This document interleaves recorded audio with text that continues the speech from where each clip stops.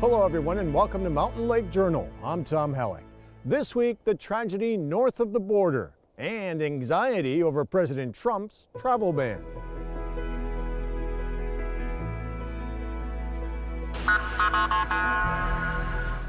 A mass shooting Sunday night left 6 dead at a mosque in Quebec City. Thousands, including Canadian Prime Minister Justin Trudeau, gathered for vigils across Canada to remember and honor the victims. In Ottawa, Trudeau told Parliament the massacre would not stop Canada from opening its borders to refugees and immigrants. This was a group of innocents targeted for practicing their faith. Make no mistake, this was a terrorist attack. We will get to the bottom of this. Such senseless violence has no place in Canadian society. A 27-year-old college student from Quebec City who posted xenophobic and anti-immigrant rants on social media has been charged with the murders. Police say it appears he acted alone.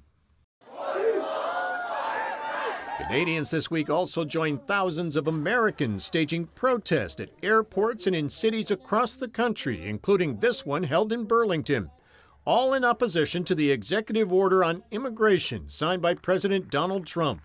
After uncertainty over who it covers, came assurances from the administration that it would not apply to Canadians looking to cross the border, even those with dual citizenship from any of the 7 predominantly Muslim countries that under the president's order are temporarily banned from entering the United States.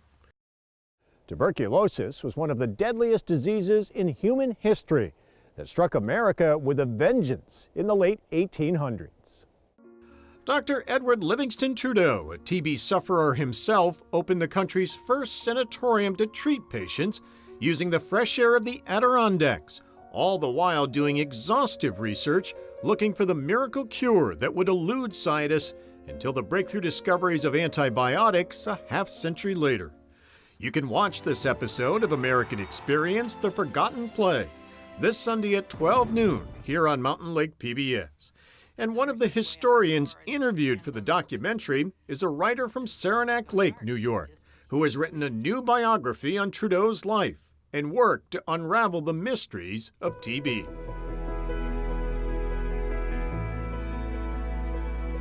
Mary Hoteling, who was featured in that PBS documentary called The Forgotten Plague, has written a new biography on the life and work of Dr. Edward Livingston Trudeau, and she joins us now. Welcome. Nice to have you here. It's also my pleasure to welcome my colleague here at Mountain Lake PBS, Jack Leduc, who is a longtime resident of Saranac Lake and lives in one of the former Cure cottages. Yes. We appreciate you being here as well. Mary, you timed the release of this new book to go with the centennial of Dr. Trudeau's death. It was, yes. It took a little longer. It ran a little long, but he died in 1915, and that was the centennial of his death. So we were hoping that the book would be finished in that by then, but it came out last summer in July.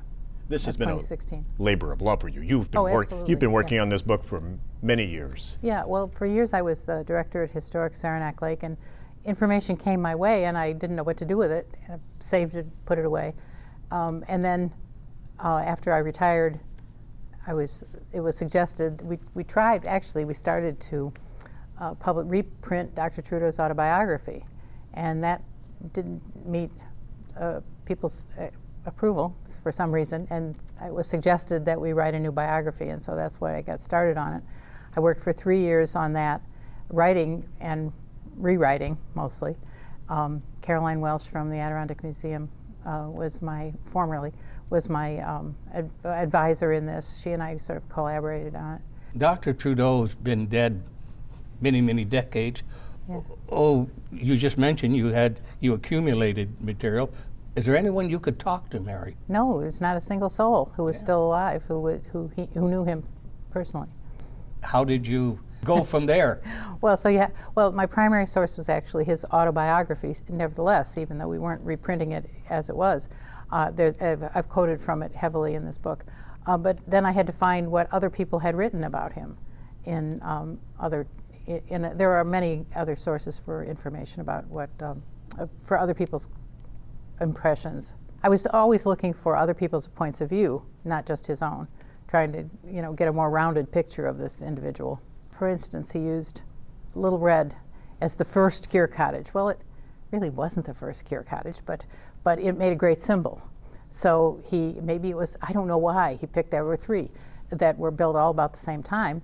Maybe this was the better looking one. Maybe this one had the most interesting story about the first people who stayed in it. I thought that was an interesting point in Yeah. your book. You brought that Yeah. out. I had always thought Little Red was Yeah. the first one until I Yeah. read that in your book.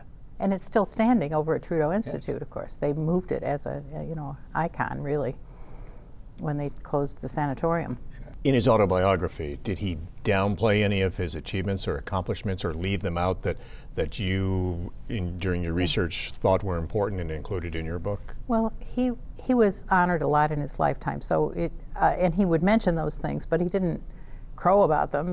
He was very modest in his personal accomplishments as far as medicine, because he wasn't.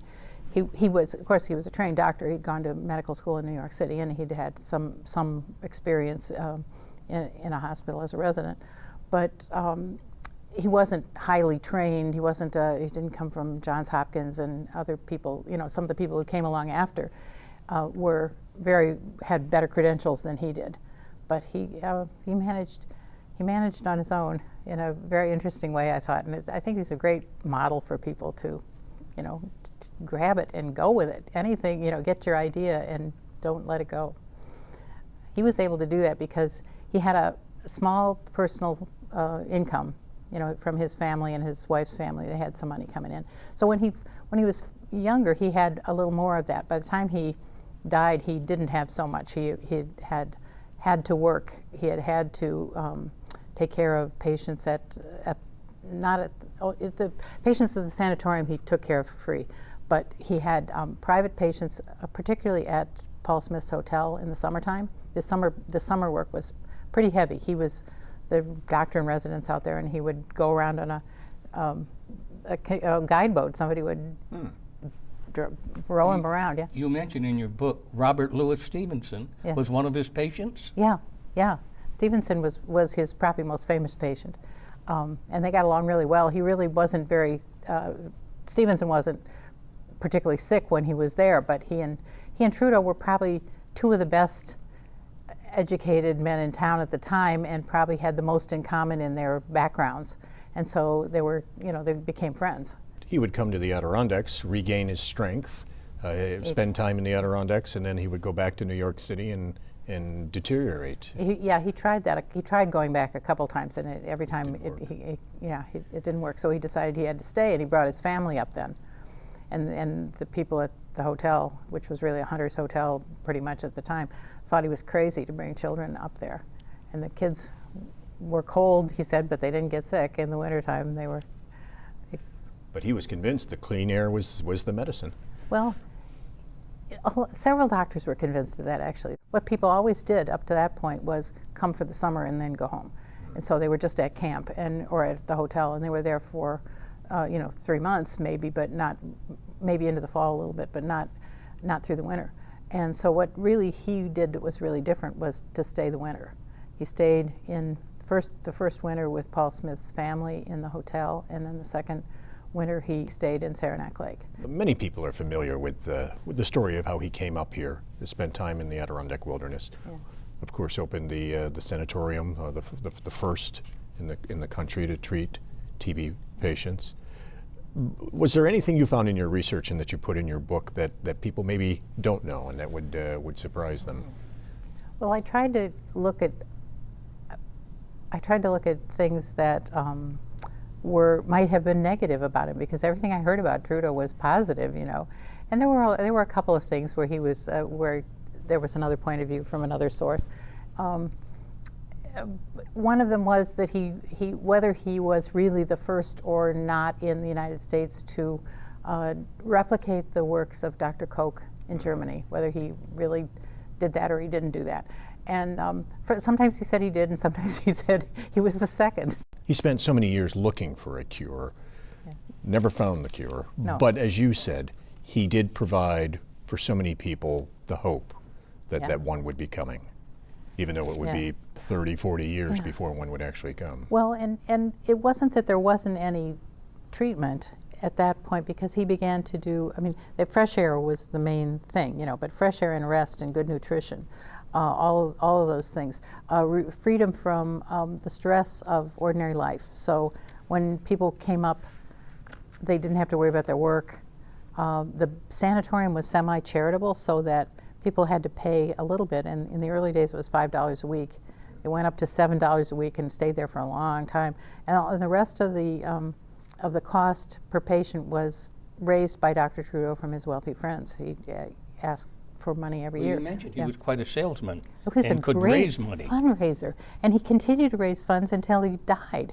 I mean, he was pretty sick and out of commission for anything physical for about the last 10 years of his life. But nevertheless, he was still raising money. Does it help to have a century between when he wrote his autobiography and your book now to really put in context his achievements? Well, I don't know that I put his achievements in context, but I think our last chapter is written by Andrea Cooper, Dr. Cooper from Trudeau Institute, and Dr. Ian Orme. Now he's in Colorado and she's in England now, but they collaborated on a chapter about what would Dr. Trudeau think of research now to try to put some context to it. Yes, I mean I figure I'm kind of the micro person and they're the macro. They're able to. I tried to talk about what I learned that he had done, and they talked about what that might mean in the larger world. A Rare Romance in Medicine: The Life and Legacy of Dr. Edward Livingston Trudeau is the book. Mary Hoteling, thank you very much for taking the time to be with us. Thanks so much. I enjoyed it very much.